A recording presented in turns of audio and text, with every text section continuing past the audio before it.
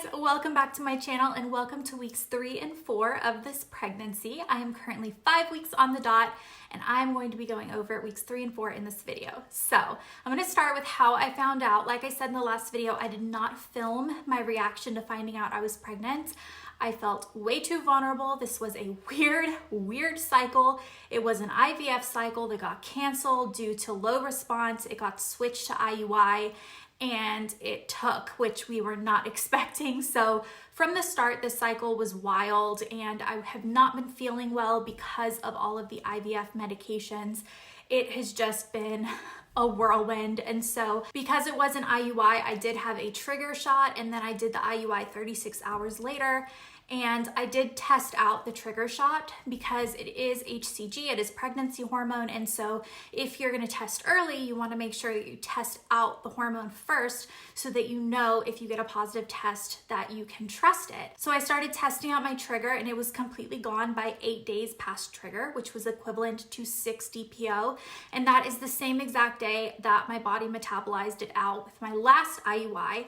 So I felt that was really accurate. I stopped testing at that point for 1 day at least. I didn't test 7 DPO, and then the morning of 8 DPO, I did take a test because with my last IUI, I did get my first positive the morning of 8 DPO, and with my son James, I also got my first positive on 8 DPO at night, but I hadn't tested that morning, so for all I know, I could have maybe gotten a faint one that morning too.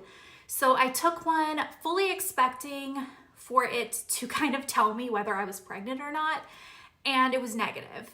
And I wasn't bummed out yet because I know that 8 DPO is still very early. And so I took another one that night before bed, which would have been equivalent to when I found out with James, and it was still negative. I still wasn't bummed out, but the next morning, 9 DPO, when I took a test and it was negative, that's when I really felt like maybe this one didn't stick because that was the latest I've ever gotten a positive. And that was with my ectopic pregnancy. I got a positive the morning of 9 DPO. So I felt like with all my pregnancies, I had had a positive by this point, even with my chemical pregnancy. And so I just felt like I was out. But I took another one that night and it was negative. And that's when I texted a couple of my friends who had been following up with me. And I told them, I really feel like I'm out. The tests are negative. I know it's still so early, but I just feel like for my body, I'm an early implanter, clearly, because 4 pregnancies, I had had a positive test by now, and I just feel like I'm out. But then I woke up the morning of 10 DPO, and I took a test, and it was positive, which is still pretty early. For me, it was late. It was the latest I've ever gotten a positive, but that's still 4 days before your missed period, so it was still very early, and I was ecstatic. As you can imagine, I was just so excited. It was probably the faintest positive I've ever had. I really couldn't see the line unless I put a light up to it. And so it was kind of one of those like, is it gonna be another chemical pregnancy? It was just so faint. But I also trusted that it was real, and I held my pee and took another test a few hours later and it was darker. I took one that night, it was even darker. By that point I had told Alex, of course, and he's seen enough pregnancy tests to know that no matter how faint the line is, if you can see it, you're pregnant. He was on board, he knew what was going on, he knew that we were gonna go through this whole thing all over again and hope that this one worked out. I continued testing a few tests a day for 11 and 12 DPO. I honestly was really fearful that the lines would either go away like they did in my chemical pregnancy, or they wouldn't get dark very quickly like they did in my ectopic pregnancy, but they did neither. They got dark really quickly and it was just a beautiful line progression. And so the afternoon of 12 DPO, I emailed my nurse and I had a picture of the digital test and I sent it and I said, we should hold off on ordering new medication for next cycle because as of right now, I'm pregnant. And she called me a couple of hours later and she was just like, we're so excited for you. She was like, we really need you to come in tomorrow for your first beta. And it was a Thursday, I'm pretty sure. So she wanted me to come in on Friday. And I asked her if I could wait till Monday because in my mind, I was like, I should wait till after I've missed my period. She was like, no, you need to come in tomorrow. Like, we need to monitor you really closely. Your history is a little bit all over the place. Like, you need to come in tomorrow. So I went in and I had my first beta done. And then I went, that was a Friday. I went again on Monday and had it done again and it tripled in that time, which was great.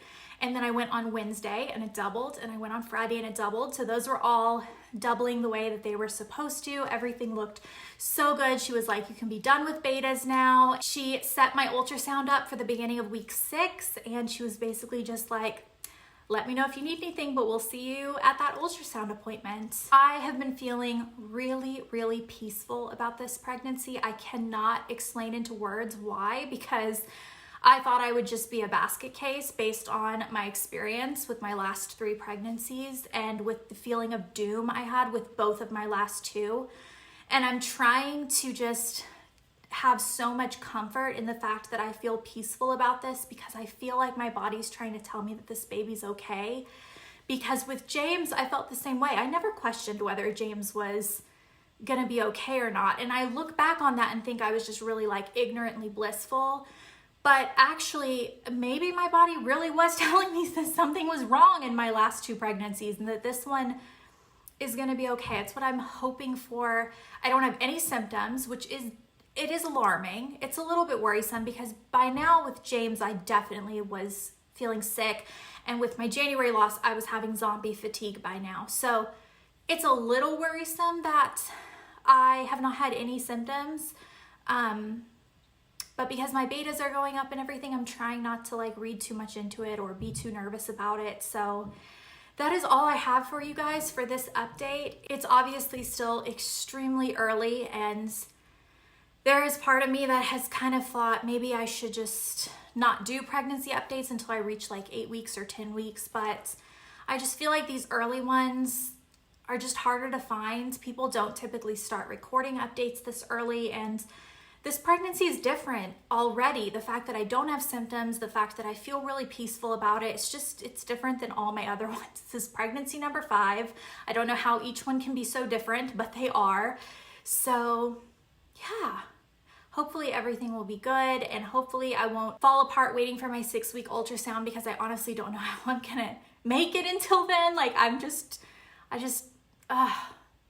excited, I'm nervous, I'm feeling all the feelings. So yeah, okay, I'll see you guys with my next update. Goodbye.